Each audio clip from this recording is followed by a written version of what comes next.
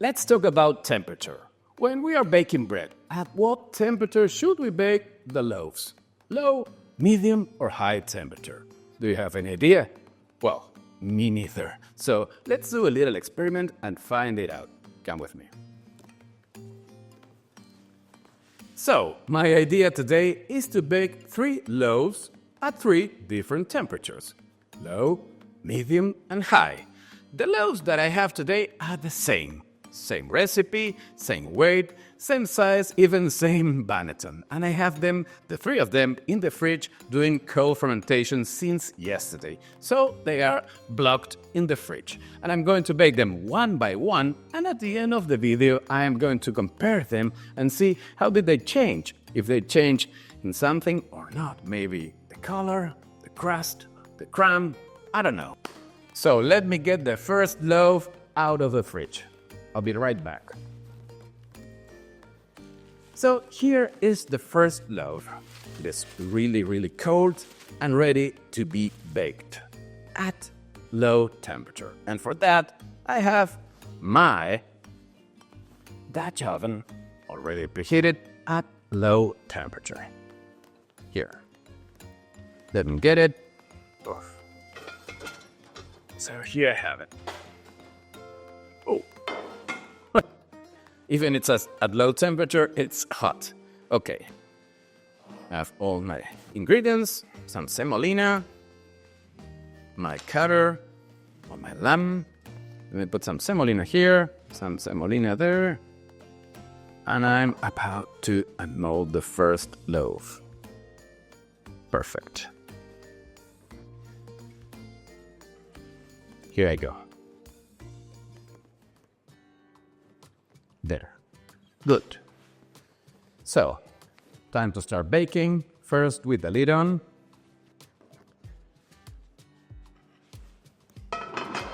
I'm going to bake this bread and the other 2 ones coming later for 30 minutes. All the same time, only changing the temperature. So there you go. Let me put a timer. 15 minutes, and I'll take the lid off, and then 15 more minutes with the lid off. So, now that the bread is being baked, let me show you what is the recipe, so I can tell you what this bread is made of. And here it is. It is a really sourdough bread recipe. Remember that you can download my app free for Android and iPhone and install this application, Gluten Morgan's Baker's Percentage, for free and upload this same recipe. So let's start with it. As you've seen, it is a really simple recipe, just a few ingredients, not too much. And take a look first of all at my sourdough starter, which is really active. Wow. This is how your sourdough starter should be when you start baking bread. Let me show you better for you. Here it is. Wow. It's full of air. It has more than double in size. It is ready to start baking. And as I always say, the sourdough starter is the yeast. So if the yeast it's no okay, don't bake bread. Use it only when it is fully active. So, the ingredients that I have are simple: bread flour, a little semolina that I am using. If you don't want to use semolina, you could use more bread flour or even whole wheat flour, the flour that you have. Some salt, sourdough starter, and of course, water.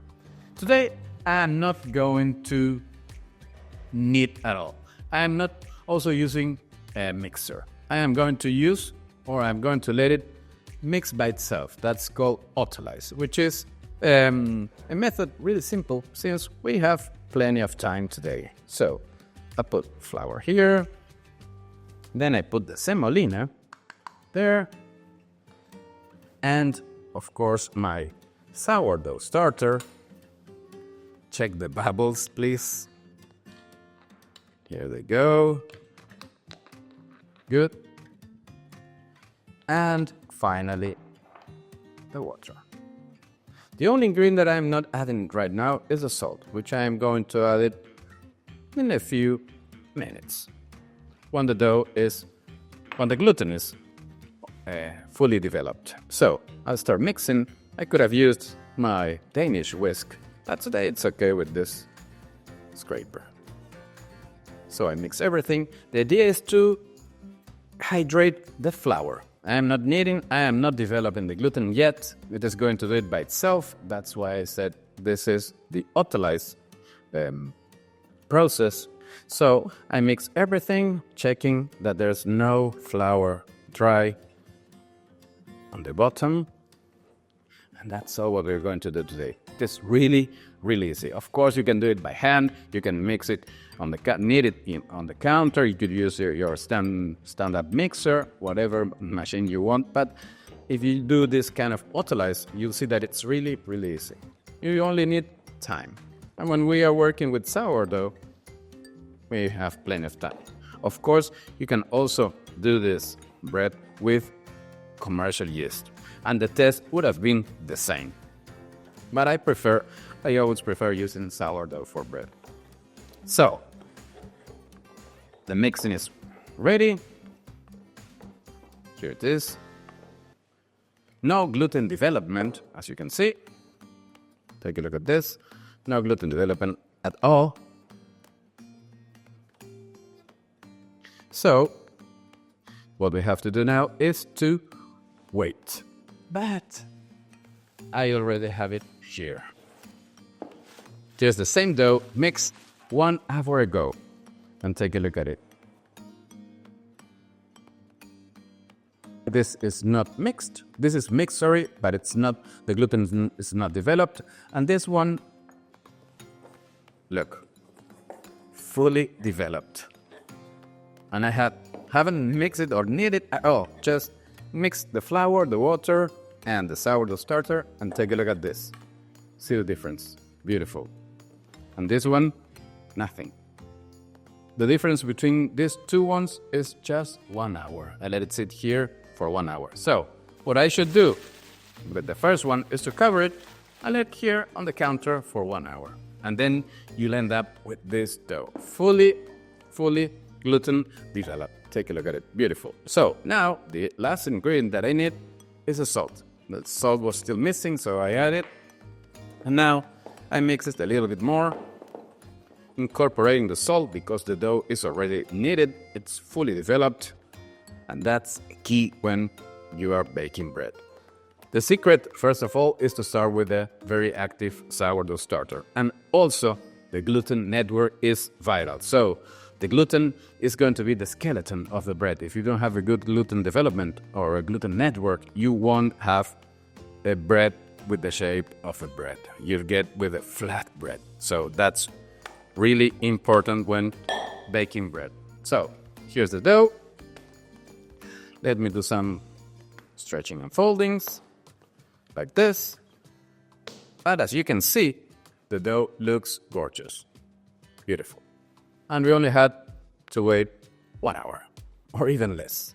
So let me put it again in the bowl, like this. Now I'll cover it again and let it rise.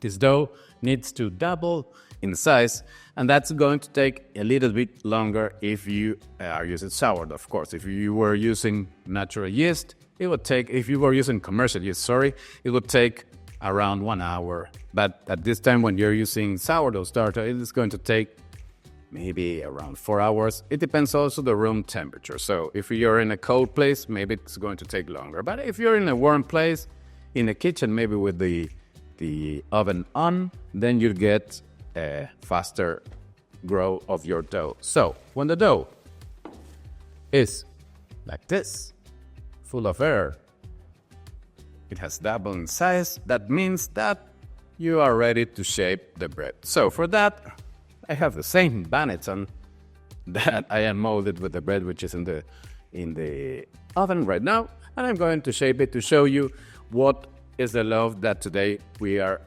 baking. The weight of this dough is 600 grams. The three loaves are going to weigh the same. So let me put some semolina on the counter. And I'm going to mold the dough here and shape it really, really easy. Here it is. Look, all the air that the dough has. Beautiful. So the shape that I'm going to do today is bâtard, which means in French, I don't know if you've heard that, bastard. Yes, bâtard means bastard. And I've checked that with a French baker, Richard Bertinet. He told me from where comes this name, why they call this bâtard. It means because it's not a boule, which is the ball, the round bread, and it's not also neither a baguette. So it's something in between. So that's why they call it bastard or bâtard in French, which sounds a little bit more, a little better. So, okay, let me shape this. This is really easy. We take one side and we fold it to the center of the dough. Now we take the other side and put it on top of the other one.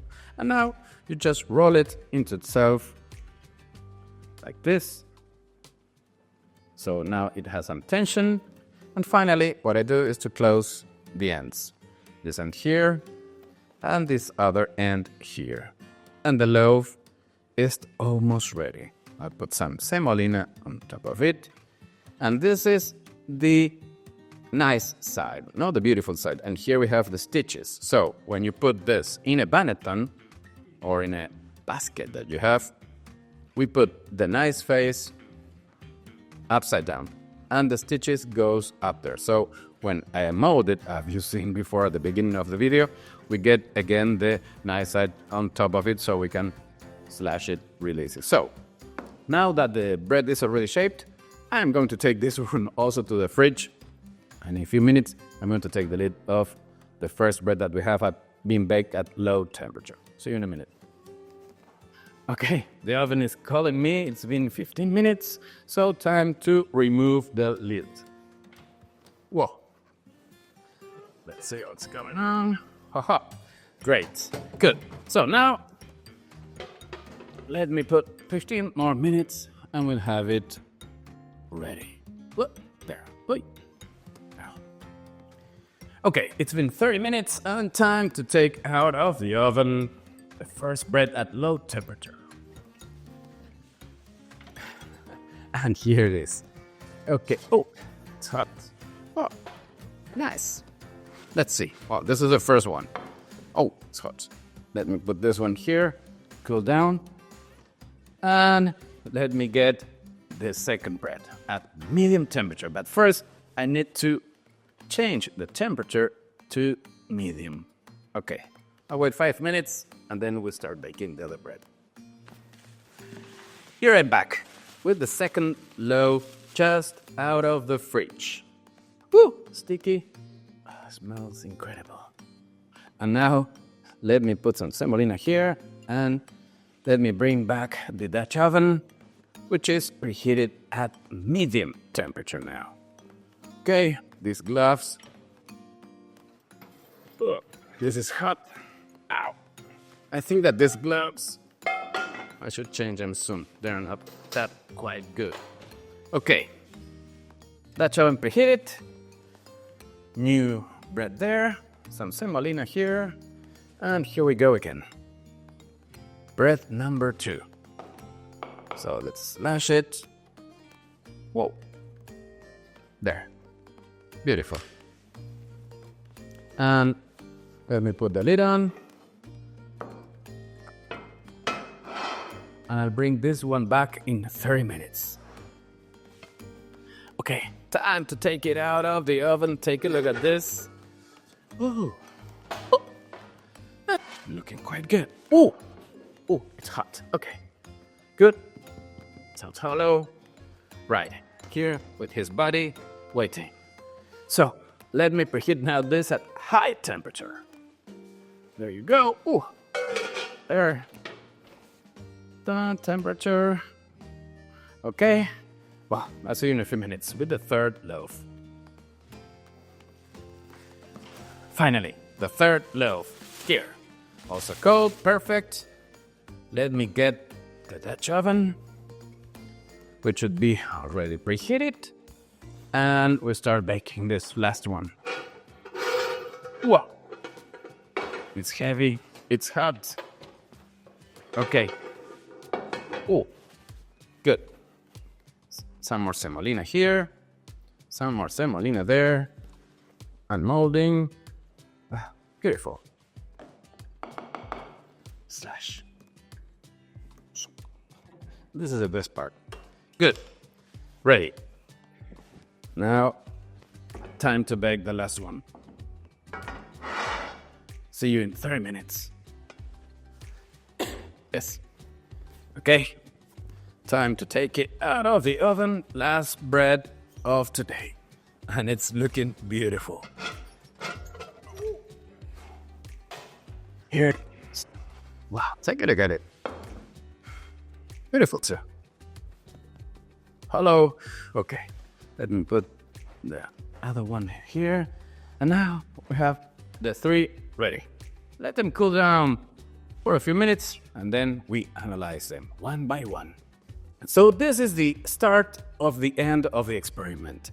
Now we have the 3 equal breads in front of me, baked at the same time, but the only thing that I changed was the temperature. This one was baked at low temperature, medium temperature, and high temperature. At first sight, what I see is this one is a little bit lighter than this one. This has a good golden color. And this one is a little bit darker. It's still a little bit warm too. But these two look more alike.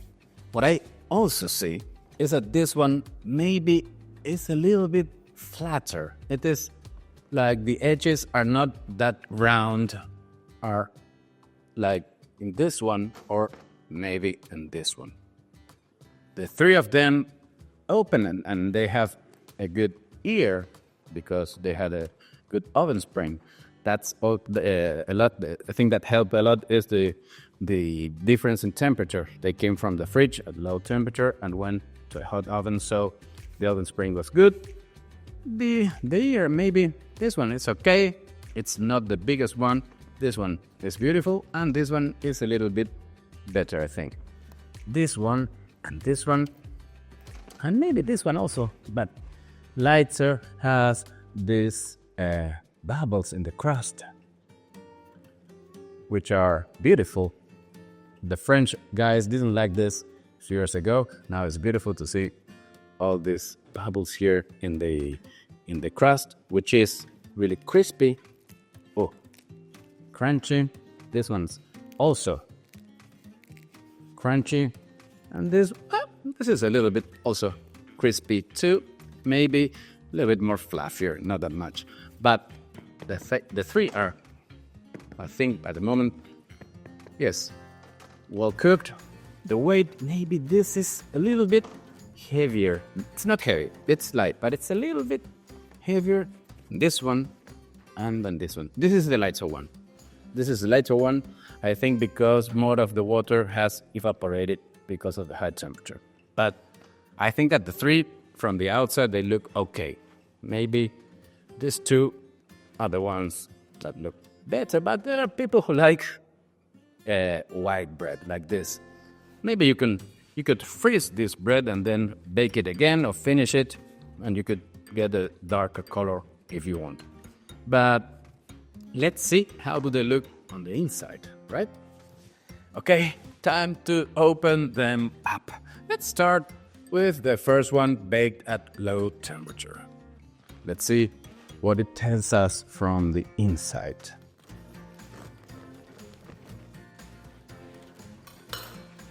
Huh. Good. Ooh. What? Incredible. What is that? Surprise, surprise.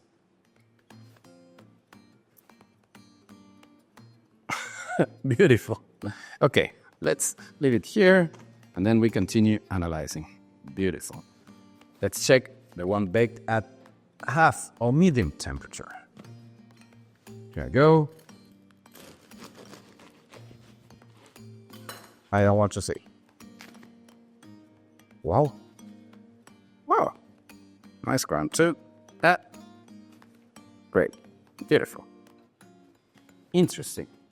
Really interesting. Now let's check the still warm high temperature. Here I go. Are you ready?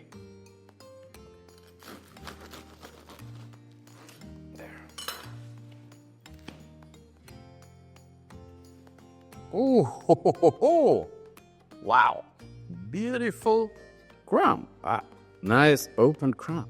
Interesting. So, let me put this 3 here. Let me move this there. Here I have it. And let's check them. How do I add? I will do this. So here.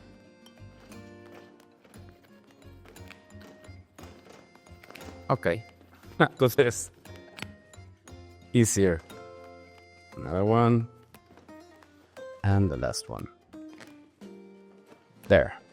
How do they look like? Good. Let me see with you too. Are you watching my neck? What? Wow. Beautiful. Really interesting. Wow. Low, medium, and high. Interesting shape. Well, the first thing that I see that the 3 loaves are perfect, or they are edible. You can perfectly eat. There's nothing, there's no flour, not baked. It's perfectly baked. They're moist, good. Crumb also look beautiful, so we can eat the 3 breads. So that's interesting, really interesting experiment. So now, at first sight, what you should decide what kind of crust do you want. If you want maybe a fluffier, little crispier. Here, this one is a little bit more crunchy, and this one is a little bit more crispier, maybe. But let me check. The three crusts are thin. They are thin. So 30 minutes at low temperature had the same kind of crust, the thickness of the crust of medium temperature and high temperature too. The 3 look alike. The thickness of the crust. That's really interesting because when you bake at low temperature for more time, if you maybe you want to get this kind of color, but at this temperature you need to bake it longer. So then you get a thicker crust. But at this temperature low and taking it out of the oven at the same time that this one's, the crust, the thickness of the crust is the same. That's really interesting. And what about the crumb? This one is really open. It's not that even. This one looks a little bit more even. Let me see the other half also. Maybe it has to do something with the shape. Although I try to shape them all the same, but sometimes something may affect. But this one's, it's a beautiful full crumb too. This one, this one is really, I'm amazed. Really interesting crust.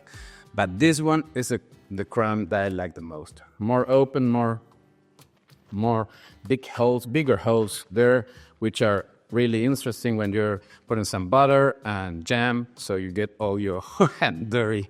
But I'm fond of this kind of crumb. But there's a lot of people who likes more even crumbs. So so what I see in this experiment, that the thing is that baking at low, medium, or high temperature, you can get a decent and edible bread. That's what we found out, which is really interesting. I haven't never done this before. Of course, I baked at some different temperatures, but not all the same at the same time. So this is what I found interesting. So as you can see, you can bake at low, medium, or high temperature. And of course, if the bread was well fermented and all the processes were well done, you get an excellent piece of bread. So you can perfectly freeze also this bread and make some beautiful toast. So I think there's not much more to say. Only I could try just a little bit to see if it's really tasty, as I think so. But the mission is accomplished, and we had 3 incredible bread today. Let me try this one. Its taste, a little bit of crumb and a little bit of crust. Crunchy. And it's some butter. I have some butter there. Well, I hope you have enjoyed this video as much as me. Let me finish the bread. And let me see in comments which is the kind of bread or the kind of crust that you like the most, since the crumb is almost the same. Maybe one is a little bit more even, the other one is a little bit more open crumb. But what I see, just maybe the shape, this one was a little bit more fluffy, or a little bit more, not flat, but not those round edges like this one's here. But the three breads are okay. Let me see in comments which one is your favorite, and I'll see you on the next video. May the gluten be with you.